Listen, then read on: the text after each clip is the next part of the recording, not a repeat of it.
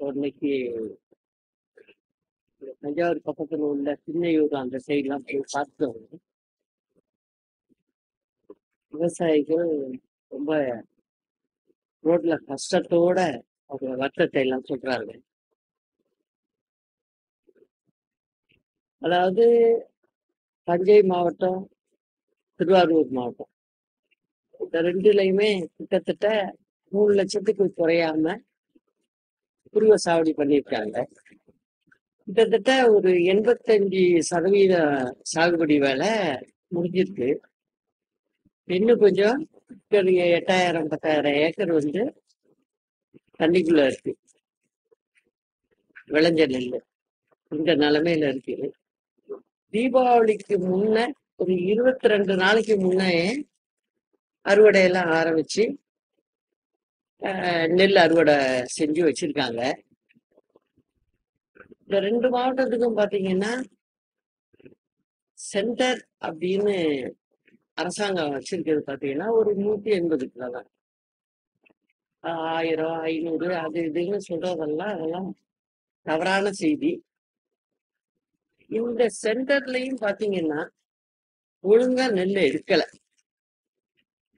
இவங்க விவசாயிகள் போய் நெல்லை நெல் அறுவடை ஆயிட்டு அப்படின்னு கொண்டு வச்சு சொன்னாலும் அந்த நெல்லை ஏற்றி போறதுக்கு லாரிகள் பிரச்சனை ரொம்ப மூல காரணமா இருக்கு.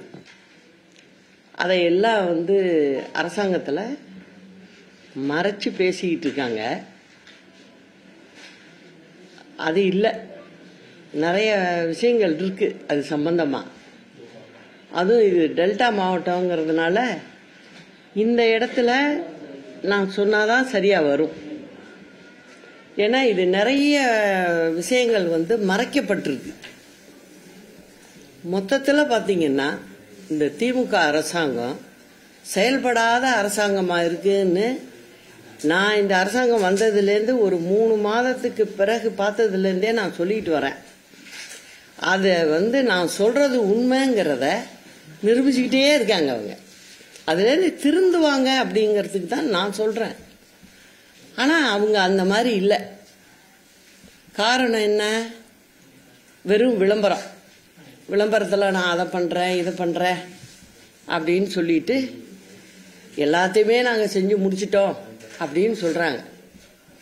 நீங்க தேர்தல் அறிக்கையில கொடுத்ததை செய்யலைங்கிறது ஒரு பக்கம். இது நித்தம் நடைபெற நிகழ்வுகள். இதெல்லாம் ஒரு அரசாங்கத்துல குருவ சாகுபடி பண்றாங்கன்னு தெரிஞ்ச உடனே முதல்ல உங்களுக்கு கணக்கு வந்திருக்கும். எத்தனை லட்சம் ஏக்கர்ல வந்து விதையிட்டு இருக்காங்க, எவ்வளவு வந்து கண்டு முதல் வரும் அப்படிங்கறதெல்லாம் ஒரு அரசாங்கத்துக்கு கணக்கு இருக்கணும், தெரிஞ்சுக்கிட்டு இருக்கணும். அதுக்கு என்ன செய்யணும், நம்ம அடுத்தது என்ன செய்யணும் அப்படிங்கிறதுக்கு அரசாங்கம் ரெடி ஆகணும். இந்த நுகர்பொருள் வாணிப கழகம், அதாவது டிஎன்சி வந்து என்ன பண்ணுது அப்படின்னா, சிவில் சப்ளைஸ் கார்பரேஷனுக்கு வேலையே இதுதான். ஒவ்வொரு முறையும் ஒரு 3 முறை கஷ்டப்படணும் அவங்க, அவ்வளவுதான் வருஷத்துல. அதை வந்து திட்டமிட்டு செய்யறதுக்கு தான் ஒரு தனியா ஒதுக்கி வச்சிருக்காங்க. அது ஒரு கார்பரேஷனா வச்சிருக்கு. அத பாக்குறது யாரு? ஒரு மந்திரி. மந்திரிக்கும் ஒன்னும் தெரியல, முதலமைச்சருக்கும் ஒன்னும் தெரியல. இதைதான் நான் திருப்பி சொல்லிக்கிட்டு இருக்கேன். நான் சொல்றது உண்மைங்கிறது இன்னைக்கு போயிட்டு வர பார்க்க வழியில எல்லாம் எனக்கு தெரியுது. அந்த பெண்கள்லாம் கதறி அழுகுறாங்க. என்ன சொல்றாங்க? நாங்க எங்க போய் வைப்போம் நெல்லை? நாங்க வந்து சாக்கு போட்டு மூடி வைக்கிறோம், பிளாஸ்டிக் சாக்கு போட்டு மூடி வைக்கிறோம் தண்ணி படாம காப்பாற்றணும்னு. ஆனா கீழே போடுற தண்ணியினால அது இழுத்து நெல்லு சூடாகி விளைச்சிருது அப்படிங்கிறத சொல்றாங்க. அதை போக்குறதுக்கு கொஞ்சம் வெயில் காய்ச்சின்னா நாங்க காய வைக்கிறோம். எங்க கை கொதிச்சு கையெல்லாம் கொப்பளமா இருக்கு. நான் பார்த்துக்கிட்டு வந்த அத்தனை லேடிஸ்க்கும் கை பார்த்தீங்கன்னா நாவப்பழ கலர்ல இருக்கு, கொப்பளிச்சு இருக்கு. யாரு வேணா நீங்க போய் பார்க்கலாம். ஆனா இன்னைக்கு வரைக்கும் நெல் எடுத்த பாடு இல்லை. இந்த மந்திரி எதுக்கு இருக்கிறாருன்னு தெரியல, எனக்கு இந்த அரசாங்கம் எதுக்கு இருக்குன்னு தெரியல. வர்ற வழியிலே சொல்றாங்க, அம்மா இருந்தப்ப இப்படி இல்லம்மா, அப்ப எல்லாம் எடுத்துருவாங்கம்மா, எல்லாம் வேலை அப்படி நடக்கும், எடுப்பாங்க அப்படின்னு சொல்றாங்க. இதில் இந்த டிபார்ட்மெண்ட்ல உள்ள குறைகள் அப்படின்னு பாத்தீங்கன்னா முக்கியமா சொல்ல வேண்டியது, இதுக்கு நிர்வாக இயக்குனர் தனியா இருப்பாங்க, அவங்க தான் அதை பார்க்கணும். ஆனா ஒரு வருடத்துக்குள்ள பாத்தீங்கன்னா 5 பேரை மாத்திருக்காங்க. 5 நிர்வாக இயக்குனர் இந்த சிவில் சப்ளைஸ் கார்பரேஷனுக்கு போட்டிருக்காங்க. மாத்தி மாத்தி மாத்தி மாத்தி போடும்போது எந்த வேலையும் யாரும் செய்ய முடியாது. ஒரு டெண்டர் கொடுக்கணும்னா கூட அந்த அதிகாரி செய்ய முடியாது. அதை இன்னைக்கு சொல்றோம், சாக்கு இல்ல, சணல் இல்ல அப்படின்னு சொல்றோம். நீங்க வருஷத்துல 12 மாசத்துல 5 IAS அதிகாரியை நீங்க போட்டு மாத்துறீங்க. மாற்றும் போது எந்த அதிகாரி எந்த வேலையை செய்ய முடியும்? என்ன திட்டமிடல் அவர் செய்ய முடியும்? முடியாது. நீங்க வேணும்னா டிவியில தேனாரும் பாலாரும் ஓடுதுன்னு நீங்க சொல்லிக்கிட்டு இருக்கலாம். அரசாங்க பணம் இருக்கு, அதை விளம்பரப்படுத்திக்கிட்டு உங்க கட்சி சுயநலனுக்காக நீங்க செஞ்சுக்கிட்டு இருக்கலாம். ஆனா அரசாங்கத்தை நடத்துறதுக்கு உண்டான வேலைகள் 1 இன்ச்சு கூட இந்த அரசாங்கம் செய்யல. இன்னைக்கும் அதை நான் சொல்றேன். இப்ப என்னாச்சு, 5 அதிகாரியை நீங்க மாத்துறீங்க. எந்த அதிகாரிகிட்ட இப்ப பொறுப்பை கொடுக்க முடியும்? நம்ம எந்த அதிகாரியை நீங்க பழி சுமத்த முடியும்? ஏன்னா எப்ப நம்ம விதை விதைக்கிறோமோ அப்ப முதலே நீங்க அடுத்த கட்ட வேலை, நெல் பிடிக்கிறதுக்கு சாக்கு வேணும், இதை ரெடி பண்ணணும், அதுக்கு ஒரு டெண்டர் விடணும், அதை முடிவு பண்ணணும். இதெல்லாம் எந்த அதிகாரியும் பண்ணல.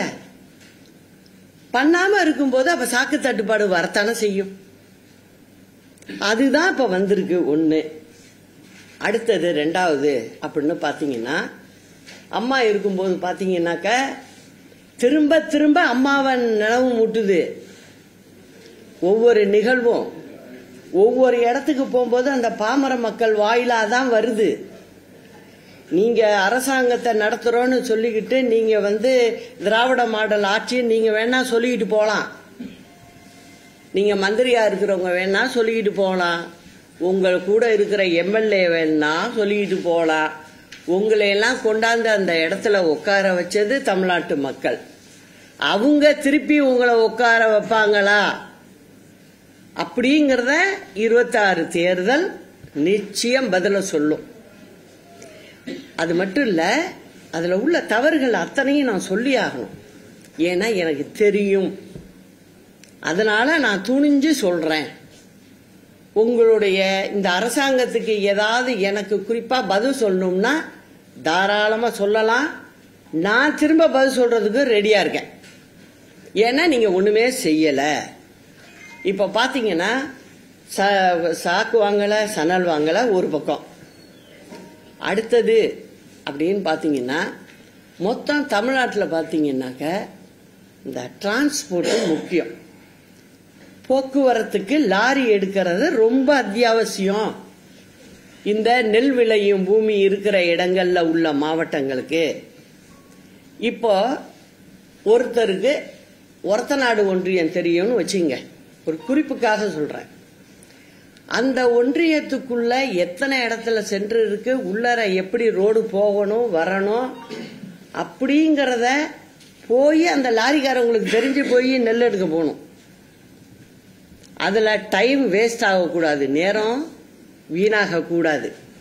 இதெல்லாம் கருத்துல கொண்டுதான் அப்ப நாங்க இதெல்லாம் அம்மாவுக்கு தெளிவுபடுத்தி சொல்லியிருக்கோம் அப்பவே. அதனால அம்மா அந்தந்த மாவட்டத்திலேயே அங்கேயே முடிச்சுக்குங்க அந்த வேலையெல்லாம். நீங்க வாடகைக்கு எடுக்கிறதெல்லாம் அங்கேயே நீங்க செஞ்சு முடிச்சுக்குங்க அப்படிம்பாங்க. அதனால என்ன ஆகுது, 2-3 விஷயம் நடக்குது. அதுல லாரி வச்சிருக்கவங்க இந்த மாவட்டத்தை சேர்ந்தவங்க பல பேர் வச்சிருப்பாங்க. பல பேர் லோன் போட்டு 1-2 வாங்கலாம். அவங்களுக்கு ஒரு தொழில் ஆச்சு இந்த சமயத்தில். ஏன்னா இந்த டெல்டா மாவட்டத்தில் பெரிய கம்பெனிகள் கிடையாது, வருமானத்துக்கு வழி இல்லை. அவங்களுக்கு வருமானம் அப்படிங்கிறது ஒண்ணுமே இல்லை இங்க உள்ள மக்களுக்கு, குறிப்பா ஆண்களுக்கு. அப்ப அவங்க ஒரு வண்டியை வாங்கலாம், வாங்கி அதை ஓட்டலாம். அவங்க ஒரு 3 போகத்துக்கு ஓட்டுனா ஒரு வண்டி அவங்களுக்கு சொந்தமாகிடும் நிச்சயமா. அதை செய்ய முடியும். இதெல்லாம் கருத்துல கொண்டுதான் அம்மா என்ன பண்ணாங்க, அந்தந்த மாவட்டத்தில் விளையிறத அங்கங்கேயே லோக்கல்லே வண்டி வச்சு நீங்க எடுத்துக்குங்க அப்படின்னு சொல்லிட்டாங்க. இந்த முறை மாறி இருக்கு. ஒரு கம்பெனிக்காரவங்கள்ட்ட கொண்டுட்டு போய் நீங்க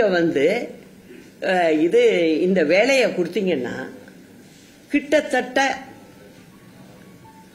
60 லட்சம் டன்னை ஒரு கம்பெனிக்காரன் எடுக்க முடியுமா?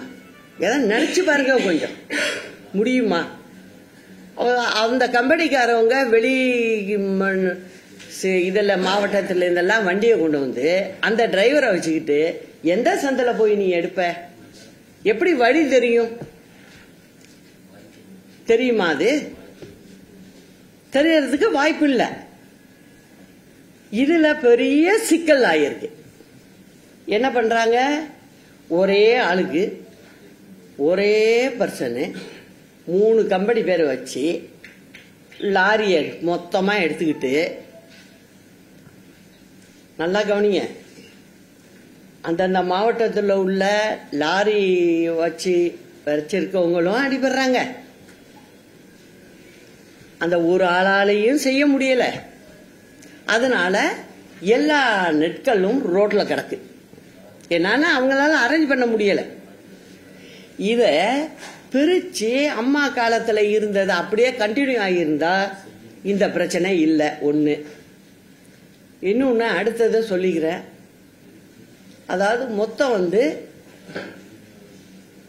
சிவில் சப்ளைஸ் கார்பரேஷனோட 625 மில்லுகள் கான்ட்ராக்ட் போட்டிருக்கு. அதாவது அரவை செஞ்சு கொடுக்கறதுக்கு அதுக்குள்ள கூலி எவ்வளதோ அந்த அரவைக்கு உள்ளதை அரசாங்கம் கொடுத்துரும். இதை அரைச்சு கொடுக்குறாங்க. இப்போ இந்த 625 மில்லுல ஸ்டாக் பண்ணலாம் நெல்ல. அதுக்கு நெல்லு போய் சேர்ந்திருந்ததுன்னா கிட்டத்தட்ட கொள்ளளவு 625 குடோன்ல 11 லட்சம் டன்னு அங்க போய் அடுக்கலாம், அடுக்க முடியும். வசதி இன்றும் இருக்கு. அவங்கள்ட்ட கொடுத்தா அவங்க வச்சுக்கிட்டு இருக்க போறதில்ல, அரைக்க ஆரம்பிச்சிருவாங்க அவங்க. அப்ப என்ன ஆகும், ஒரு பக்கம் சென்டர்ல இருந்து எடுத்து கொண்டு போய் நெல்லு போகும், மில்லுக்கு போவோம்.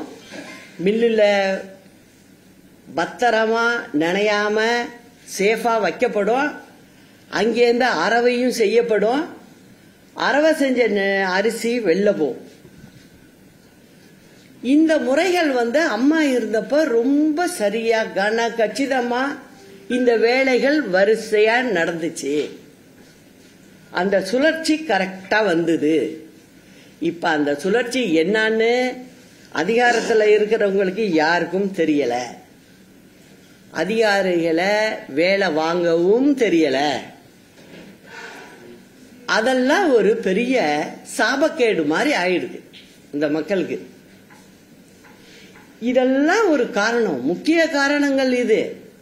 இது யாரோடைய தோல்வி? அரசாங்கத்தினுடைய தோல்வி. அரசாங்கத்தினுடைய தோல்வியினாலதான் இன்னைக்கு ரோட்ல நெல்லு போட்டு விவசாயிகள் பரிதவிச்சுக்கிட்டு இருக்காங்க. இதுக்கு இந்த அரசாங்கம் என்ன பதில் சொல்ல போகுது? 26ல மக்கள் சரியா பதில் சொல்லுவாங்க, அது வேற. இப்போதைக்கு நீங்க ஆட்சியில் இருக்கீங்க. இப்படி ஒரு வாரத்துக்குள்ள எல்லாத்தையும் எடுத்தாகணும். எடுக்கிறதுக்கு உண்டான வழி என்ன, அத முதல்ல செய்யுங்க. இன்னொன்னு கேட்டா என்ன சொல்றாங்க, வந்து செறிவூட்டப்பட்ட நெல்லு 10% இருக்கணும், அதாவது சத்து அதிகமா இருக்கணும், விட்டமின் அப்படின்னு சொல்லி மத்திய அரசு ஒரு ஆர்டர் போட்டிருக்கு. அதனால எங்களுக்கு அந்த அளவுக்கு கிடைக்கல அப்படின்னு சொல்லி இது வந்து ஒரு வீண் பழிய சுமத்துறாங்க. இது இப்ப போட்டது இல்ல, 23லயே கொண்டு வந்திருக்காங்க அவங்க. அப்ப நீ என்ன பண்ணணும், எங்களுக்கு மழை வந்துருச்சு, அதனால நான் இதெல்லாம் பார்த்துக்கிட்டு இருக்க முடியாது, அதனால இந்த முறை எனக்கு வந்து நீங்க அவகாசம் கொடுக்கணும் அப்படின்னு நீங்க லெட்டர் கொடுத்து நீங்க மரியாதையா அங்க போய் பார்த்து கேட்டு பர்மிஷன் வாங்கியிருந்தா அவங்க கொடுக்காம இருக்க போறது இல்ல. நீங்க உங்க வேலையை பார்த்துருக்கலாம். நீங்க செய்யற தவற மறைக்கிறதுக்கு நீங்க அடுத்தவங்க மேல பழிய போட்டு தப்பிக்கலான்னு நினைக்கிறீங்க. எவ்வளவு நாளைக்கு நீங்க தப்பிக்க முடியும்? இந்த நெல்லுக்கெல்லாம் என்ன வழி சொல்ல போறீங்க?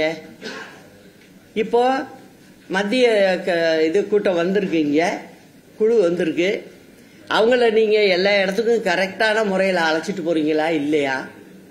அதுவும் எனக்கு தெரியல. ஏன்னா நீங்க செய்யற அரசாங்க முறையே தவறா இருக்குதே. ஒழுங்கா அழைச்சிட்டு போய் எல்லா இடத்தையும் காமிக்கணும், நமக்கு வேண்டியதை மத்திய அரசு கிட்ட நம்ம கேட்டு பெறணும், அந்த திறமை உங்களுக்கு இருக்கணும். அது இல்லாம நீங்களே வந்து மத்திய அரசு கிட்ட வந்து அவங்க வர்றதுக்கு முன்னாடியே நீ சண்டை போட கத்தியை எடுத்துட்டா எப்படி? அப்படிதான் நீங்க செஞ்சுக்கிட்டு இருக்கீங்க.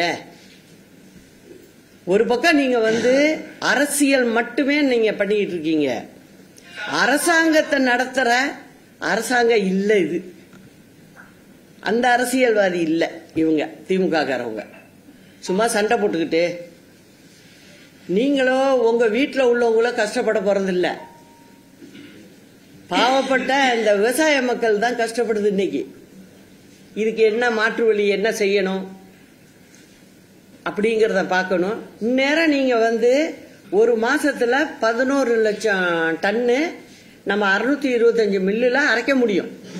அவங்களுக்கு கரண்ட் சப்ளை ஒழுங்கா கொடுத்து விறுவிறுன்னு நீங்க அறவே ஆரம்பிச்சீங்கன்னாவே வேலை ஈஸியா முடிஞ்சிருக்கும்.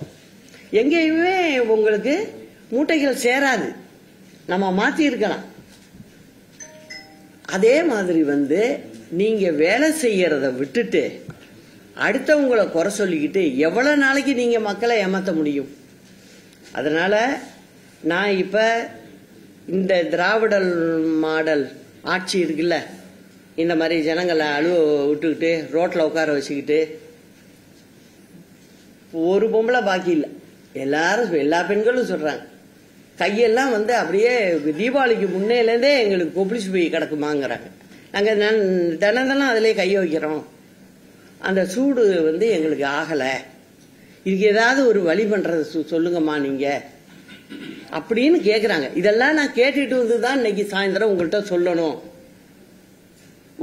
உங்க வழியா அதுக்கு வந்து நல்லது நடக்கணும் அப்படிங்கறதா எனக்கு மத்திய அரசும் வந்து இந்த தமிழ்நாடு அரசு திமுக அரசு அப்படிங்கறத பார்க்காம மக்களுக்கு செய்ய வேண்டியதை நீங்க செய்யணுங்கிறதையும் நான் கேட்டுக்கிறேன். இந்த குழு வந்து மத்திய குழு வந்ததும் நல்லா ஆராய்ஞ்சு இதுக்கு மாற்று என்னென்ன செய்ய முடியும், அவங்களுக்கு நிவாரணம்னு நல்ல அளவுல அவங்களுக்கு கொடுக்கணும். ஏன்னா ஏக்கருக்கு 30,000 ரூபாய்க்கு குறையாம செலவாகுதுங்கிறாங்க. 30,000 - 40,000 ரூபாய் வரைக்கும் ஆகுதுமா அப்படிங்கிறாங்க. நாங்க இந்த நெல்லை வச்சுக்கிட்டு என்ன பண்ணுவோம்? ஒரு வயசானவர் அவர் சொல்றாரு, என் நிலத்துல விளைஞ்சது 200 மூட்டைமா, நான் வந்து ஒரு மாசமா நான் வந்து ராத்திரி பகல் தூக்கம் இல்லாம இங்கேயே ரோட்லயே கிடக்குறேன், ஒரு சாக்கை போத்திக்கிட்டு படுத்து கிடக்குறேம்மா நெல்லுகிட்ட அப்படின்னு அழுகுறாரு. இந்த நிலைதான் திராவிட மாடல் ஆட்சியா? சொல்றதுக்கு உங்களுக்கு வெக்கமா இல்லையா? கேட்டா உங்க அப்பா வந்து இது திருவாரூர் மாவட்டம் தான் சொந்த மாவட்டம்னு சொல்லிக்கிறீங்க, அவர் பிறந்த மாவட்டம்னு வந்து பெருசா பேசுறீங்க. இந்த மாவட்டத்து மக்கள் இப்படி கிடக்கு, இதுக்குதானா நீங்க வந்து ஆட்சிக்கு வந்தது? இத வந்து உடனடியா சரி செஞ்சு ஆகணும். இந்த நெல்லை வந்து நீங்க எடுத்துதான் ஆகணும். ஏன்னா இதுல பாதிப்புக்கு காரணம் வந்து அரசாங்கம் 90% இருக்குது. நீங்க ஏன் ஒரு ஆள்கிட்ட, முதல் கேள்வி, நீங்க ஏன் ஒரு ஆள்கிட்ட போய் கான்ட்ராக்டை கொடுக்குறீங்க? பரவலா பிரிச்சு அந்தந்த மாவட்டத்தில் உள்ள லாரி ஓனர்ஸ் அவங்க என்னமோ பண்றாங்கப்பா. உங்களுக்கு என்ன? அம்மா இருந்தப்ப அப்படித்தானே கொடுத்தோம். ஏன் நீங்க அதே போல செஞ்சிருக்க வேண்டியதானே? அப்போ நீங்க எதுக்கோ ஆசைப்பட்டு நீங்க சென்ட்ரலைஸ் பண்ணி ஒரே இடம் அப்படின்ட்டு வைக்கிறீங்க. அது வைக்கிறதோட நோக்கம் அதுதான் நான் சொல்லுவேன், நிச்சயம் சொல்லுவேன். அதனால அதிகாரிகளை போட்டு இப்படி மாத்தாதீங்க. இன்னும் நீங்க இருக்க போறது 4-5 மாசம்தான். இந்த மார்ச் வந்துட்டா வேலை முடிஞ்சிச்சு. பிப்ரவரியோட ஓட்டான் அக்கௌண்ட் அதோட முடிஞ்சிச்சு உங்களுக்கு வேலை. அதுக்கப்புறம் நீங்க ஒன்றும் செய்ய முடியாது. இப்படியே ஓட்டிட்டு போயிடலான்னு நினைக்கிறீங்களா? இந்த ரோட்ல போட்டுக்கிட்டு உட்கார்ந்துருக்கிற நெல்லை வச்சிருக்கிறவங்களுக்கு என்ன வழியை நீங்க காட்ட போறீங்க? அதுக்கு முதல்ல பதில சொல்லுங்க. சும்மா ஆளுக்கு ஆளு பேசிக்கிட்டு விளம்பரப்படுத்திக்கிட்டு இருக்கிறத விட்டுட்டு முதல்ல ஒரு நல்ல அரசாங்கம்னா எடுத்துருந்துருக்கணும் நேரம். நீ போட்டு போட்டு வைக்க இன்னும் பதறா போயிட்டு இருக்குது. இதுக்கு உடனடியா நீங்க ஆக்ஷன் எடுத்தாகணும் அப்படிங்கிற சொல்ற. எல்லா இடத்துலயும் என்ன பண்றீங்க? அதிகாரிகளை விட்டு பேச சொல்லிவிட்டு மந்திரிகள்லாம் போய் பதுங்கிடுறீங்க. மொத்தத்துல பார்த்தா இந்த அரசாங்கம் அதான் பண்ணுது. 4 IAS அதிகாரியை உட்கார வச்சு நீங்க பேசுங்க அப்படின்னு சொல்லிவிட்டு உங்களை யாரையும் காணும். ஆனா வாக்கு கேட்க போறப்ப யாரு போறா? அதிகாரிகளா போறாங்க. உங்களுக்கு மக்களை யாரு போய் பாக்குறா? நீங்க தானே பாக்குறீங்க. அப்போ உங்களுக்கு வேணும் போது நேரா போய் மக்களை பாப்பீங்க.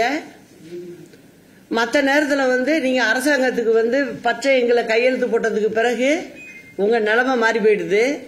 அதுக்கப்புறம் அதிகாரியாச்சு மக்களாச்சு நீ போய் பார்த்துக்கோ அப்படின்னு சொல்லி ஒதுக்கி விடுறீங்க. இதையும் நான் வெளிப்படையா சொல்லிட்டேன். இதுக்கு மேல சொல்றதுக்கு உங்களுக்கு ஒன்றும் இல்லை. அதிகாரிகளை நீங்க மாத்தினது பெரிய தவறு. நீங்க வந்து அதிகாரிகளை மாத்தினதுனாலதான் இந்த சாக்கு பிரச்சனை உருவாகுது. யாரும் டெண்டர் போட்டு எடுக்க முடியல, அந்த பணியை அவங்களால செய்ய முடியல. அவங்க மேல தப்பு சொல்றதை விட அவங்கள செய்யறதுக்கே நீங்க விடல. அப்புறம் இந்த டிரான்ஸ்போர்ட் கான்ட்ராக்ட வந்து ஒருத்தருக்கு கொடுத்தது ரொம்ப பெரிய தவறு. அங்கங்க நீங்க பிரிச்சு விட்டுருந்தாக்க இந்த தேக்கம் வர்றதுக்கு வேலை இல்லை. மத்திய அரசுகிட்டையும் நீங்க முறையா நடந்துகிட்டு கேட்கணும். நீங்க எதுக்கு எடுத்தாலும் அவங்க மேல குறைய மட்டுமே சொல்லிக்கிட்டு போறது நல்லதில்ல. நம்ம மக்களுக்கு நம்ம தான் உத்தரவாதம். அதனால எங்க கேட்டு பெறணுமோ அதை ஒழுங்கா போய் கேட்டு மக்களுக்கு செய்ய வேண்டியதை செய்யுங்க. இதுதான் இந்த திமுக அரசாங்கத்துக்கு நான் சொல்றது.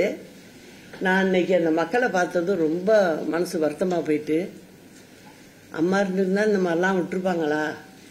அதுங்களே சொல்லுது விட்டுருக்க மாட்டாங்கம்மா. எப்படியோ அவங்க வந்து கரெக்டா எல்லாத்தையும் எடுத்துருவாங்க அப்படின்னு.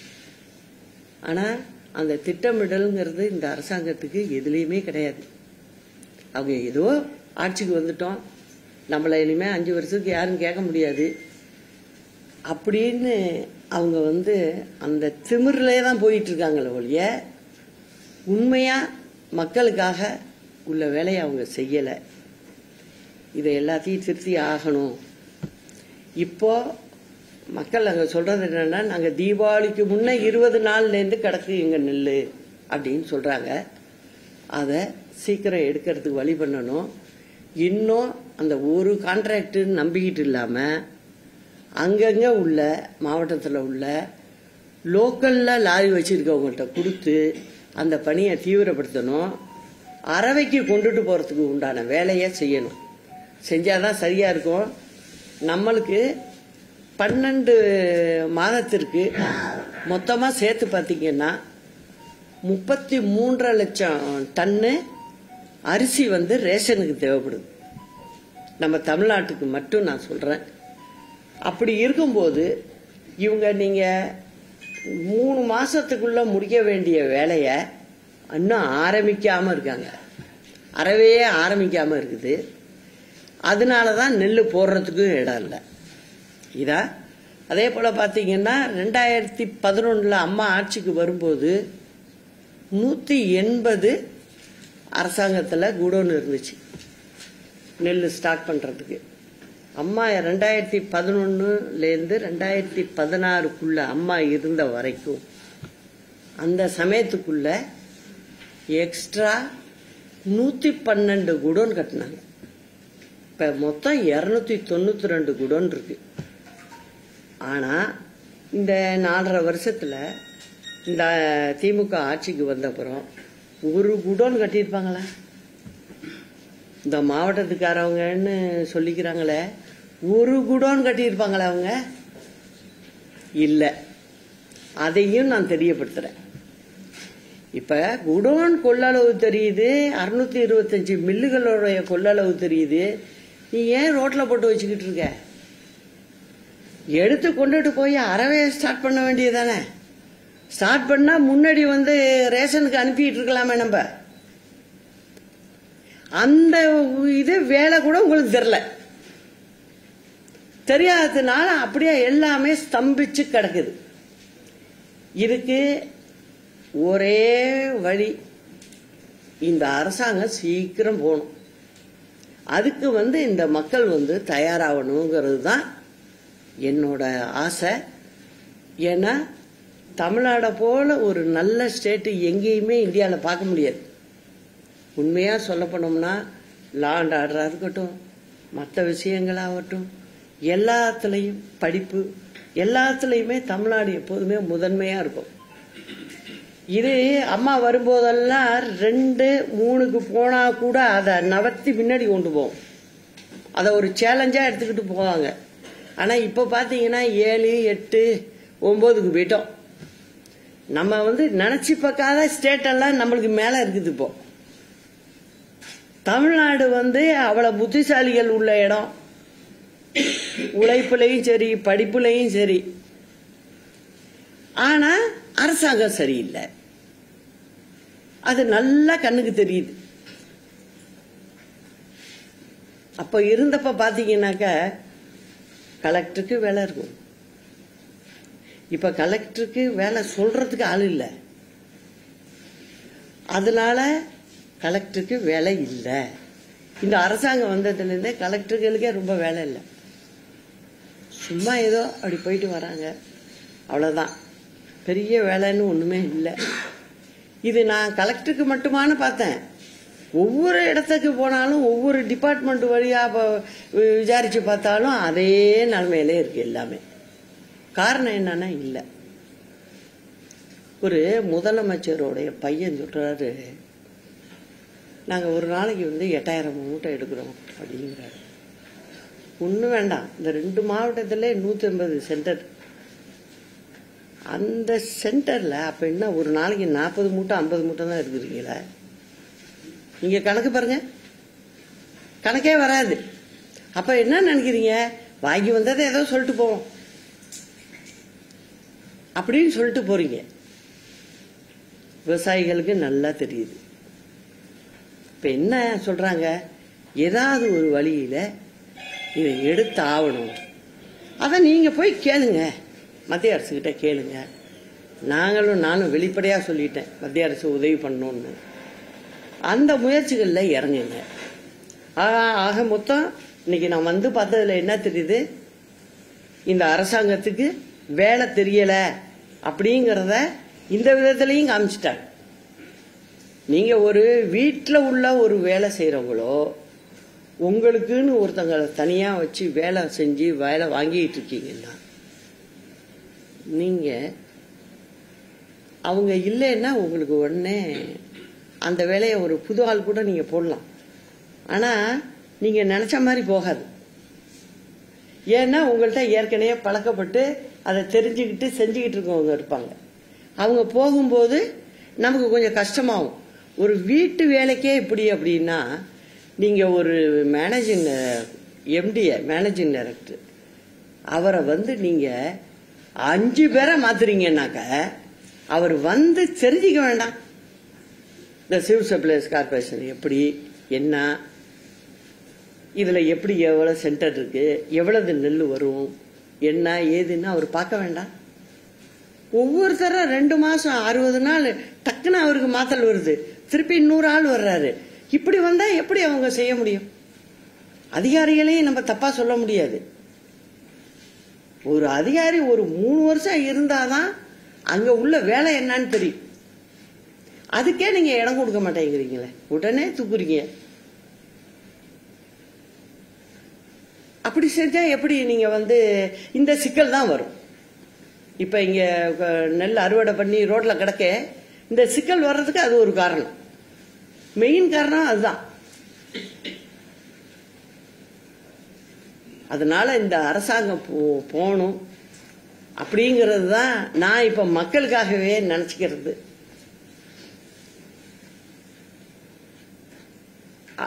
இப்ப இன்னைக்கு பார்த்தவங்க பூரா சொல்றாங்க, அம்மா இருந்தா அப்படிலாம் இருக்காதுமா, அப்பெல்லாம் எங்களுக்கு சரியான இது கொடுத்துருவாங்க.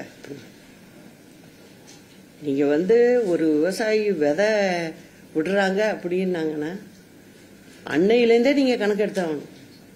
அடுத்தது உரம் எவ்வளவு தேவைப்படும், அறுவடைக்கு எத்தனை நாள்ல இருந்து வர ஆரம்பிக்கும், அதுக்கு சிவில் சப்ளைஸ் நடவடிக்கை என்ன, சாக்கு டெண்டர் போட்டு வாங்கி ஆகணும், எவ்வளவு இது வரும், நெல் வரவு எவ்வளவு இருக்கும், அதுல மத்திய அரசுகிட்ட இருந்து நம்ம வந்து ஃபுட் கார்பரேஷன் இந்தியாட்ட இருந்து நம்ம பேசணும், எவ்வளவு எடுக்கிறது என்ன ஏதுன்னு பேசணும். நிறைய வேலை இருக்கு. இதெல்லாம் நீங்க 60 நாளுக்குள்ள முடிச்சீங்கன்னாதான் நெல் அறுவடை சமயத்துல எல்லா வேலையும் சமமா நடக்கும். இது எதுவுமே தெரியாம இந்த திமுக அரசு திக்கு முக்கலாடிக்கிட்டு இருக்குங்கிறது தான் உண்மை. இது வந்து நம்ம டெல்டா மாவட்ட மக்கள் வந்து இந்த மாதிரி பாதிக்கப்பட்டிருக்காங்க. அதே மாதிரி ஒவ்வொரு மாவட்டத்துல வெவ்வேறு பிரச்சனைகள். ஆக மொத்தம் இந்த ஸ்டேட்ல எந்த மாவட்டத்திலையும் மக்கள் நிம்மதியா இல்லை, அதுதான் உண்மை. இதை நீங்க வந்து வெளிப்படுத்த வேண்டிய இடத்துல இருக்கீங்க. பிரஸ் முதல்ல போடுங்க, திருப்பி வந்து நெருக்கடிகள்லாம் வரும், சமாளிச்சு தான் வரணும் வெளில. அதை புரிஞ்சுக்கிட்டு செய்யுங்க. கொள்முதல் நிலையத்தில் வந்து எடப்பாடி பேசுறது எல்லாமே வந்து புழுகு முட்டைகள் சொல்லி சிஎம் சொல்லியிருக்காங்க. நான் உன்னே சொல்லட்டுமா, நான் இப்ப போய் பார்த்துட்டு வந்தேன். இப்ப என்னதுக்கு சொல்லுங்களேன் பாப்போம். இப்ப நான் சொல்லியிருக்கேன்ல, நான் சொன்னதுக்கு பதில் சொல்லட்டும். ரொம்ப சரியா அவங்க செஞ்சிருக்கோம் அப்படின்னா சொல்லுங்க. ஆமா, அம்மா ஆட்சி தான் வரும், அதுல ஒன்னும் சந்தேகமே பட வேண்டாம். நீங்க நான் பாக்குறேங்க இல்லங்க, நான் இப்ப இவ்வளவு தூரம் வந்து உங்கள்கிட்ட பேசிக்கிட்டு இருக்கேன்ல, சும்மா இருப்பேனா? இருக்க மாட்டேன். நிச்சயம் அம்மாவுடைய ஆட்சியை கொண்டு வருவோம், மக்களோட ஆதரவோட நிச்சயம் நான் கொண்டு வருவேன். சிங்கிள் டெண்டர் சொன்னீங்க, லாரியோட சிங்கிள் டெண்டர்ல தான் உங்களுக்கு முறைகேடு. ஆமா, கடந்த எடப்பாடி ஆட்சி காலத்துல அந்த முறையை வந்து நடைமுறைப்படுத்தினாங்க. நான் ஒன்னே ஒன்று சொல்றேன். நான் இப்ப என்ன சொன்னேன் உங்கள்கிட்ட, அம்மா இருந்த வரை சொன்னா, அம்மா சொன்னதை தான் நான் சொன்னேன். எப்பயுமே ஒண்ணு வச்சுங்க, அம்மா எப்படி சொல்லுவாங்களோ அதே தான் நான் எப்பயுமே வார்த்தையில மாத்தி பேச மாட்டேன். யார் தவறு செஞ்சாலும் தவறு தான். புரியுதா? இப்ப என் வாயால தானே நான் சொல்றேன், இத மாத்துங்கன்னு தான் நான் சொல்றேன். நான் இருந்திருந்தால் இது நடந்திருக்காது. புரிஞ்சுக்குங்க. நீங்க எப்போதுமே எல்லாமே பரவலாக்கப்படணும் அப்படிங்கறதெல்லாம் அம்மா ஆளா இருப்பாங்க. கூட பக்கத்துல நிக்கிறது யாருன்னு பாத்தீங்கன்னா நான் ஒருத்தி நின்றுட்டு இருப்பேன். அதை தான் நான் இப்பயும் சொல்றேன். அந்த ஆட்சியில பண்ணியிருக்காங்கன்னு வைங்க. திமுக வந்தது சரி, நான் சொல்றத பண்ணிருக்கலாம்ல. பண்ணியிருக்கலாமா வேணாமா? இப்போ நாளைக்கு நான் வந்தேன்னா பண்ணுவேன், அதை கட்டாயம் பண்ணுவேன். அந்தந்த மாவட்டத்துக்கு நீங்கள் வேலையை வந்து இப்போ தண்ணி இருக்கு அப்படின்னா தண்ணி போகிற போக்கில் தான் விட்டாதான் அது தண்ணி ஒழுங்காக போகும். நீங்கள் பள்ளமான பகுதியிலேருந்து மேட்டு பகுதிக்கு நீங்கள் தண்ணியை ஏற்ற முடியுமா? ஏற்ற முடியாது.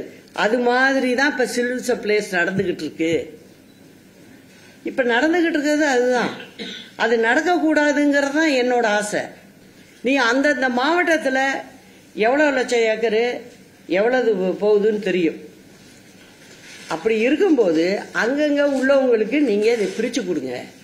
பிரித்து கொடுத்தீங்கன்னா இந்த நெல் மணிகள் ரோட்டில் கிடக்கிறதுக்கு வேலையே கிடையாது. இதை தான் செய்யணும்.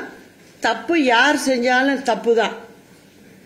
அம்மாவை பார்த்துருக்கீங்கல்ல, எங்கள் மந்திரி பேர்லேயே தப்பு வந்ததுன்னா அடுத்த செகண்ட் அவர் மந்திரி கிடையாது.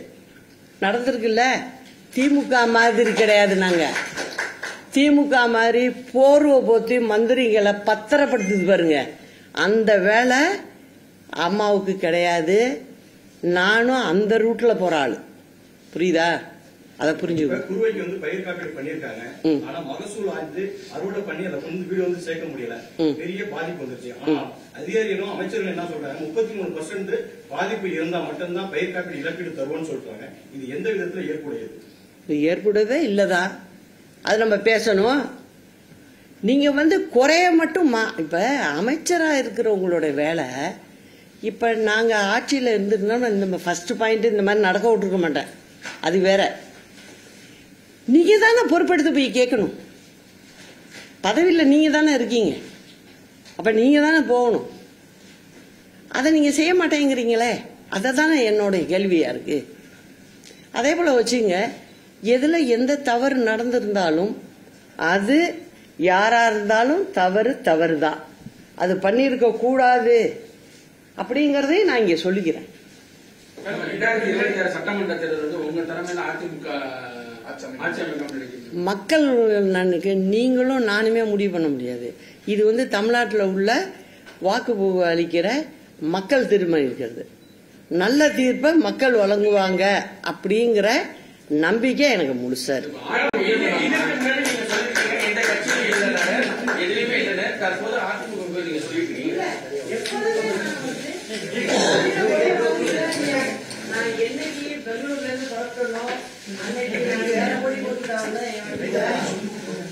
உங்க தலைமையில அதிமுக